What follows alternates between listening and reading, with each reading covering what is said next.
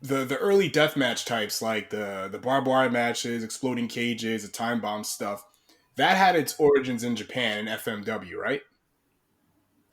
The real wacky stuff like Like the Yeah. exploding cage matches and whatnot.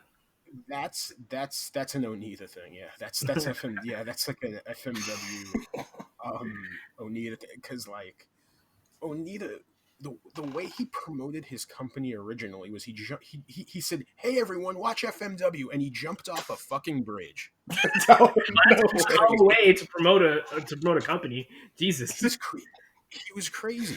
He was, and so I love Onita, but he was fucking crazy. And I believe there's Yakuza rumors, but I don't want to put anything out there.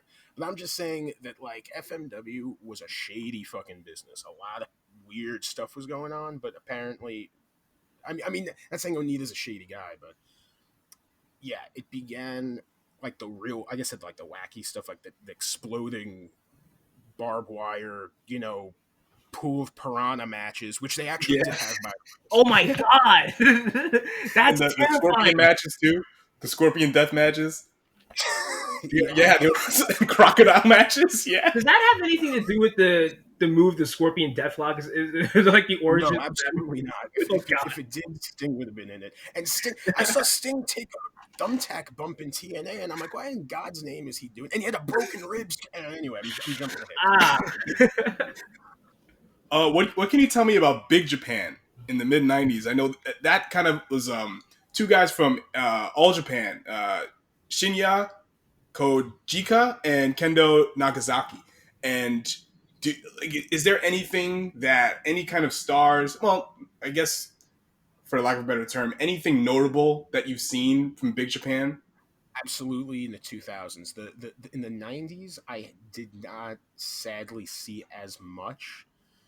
Now, when FMW kind of fizzled in like FMW, excuse me, FMW, they kind of it's kind of hard to pinpoint when they fizzled. I don't even remember the exact year they went out of business, but then they came back. But anyway, they fizzled, I would say, when Hayabusa paralyzed himself. Um, How did he paralyze himself? Botched moonsault. Oh my He god. did a second rope, a lion tamer, pretty much, and Oh like, yeah, I remember you telling us about this. Oh my god. and he couldn't get up, and it was over. And what's crazy was that the rumor, I don't know if it's a rumor or I don't think it's a rumor. He either signs a WWF contract or he was about to. He was, I mean, like months away from debuting in the WWF once, like the run of, I think it was the run of Survivor Series 2002 stories were over. I think that they were going to throw him in with Dragon or Rey Mysterio Jr. Oh man, They were Oh my so high on. god. There's even photos of if you want to look these up, of him at SummerSlam 2006 in his wheelchair. There's photos of him with John Cena, Edge, Lita, Vince. There's a picture of him and Vince and Shane. Holy They know him. Like, they did have some form of a business relationship with this guy when he was an active wrestler.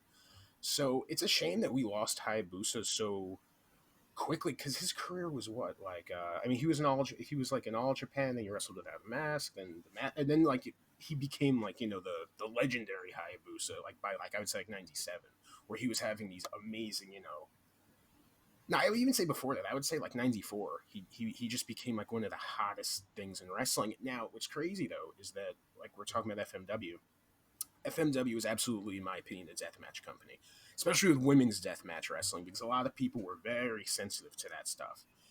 Which is basically, was just definitely a double standard.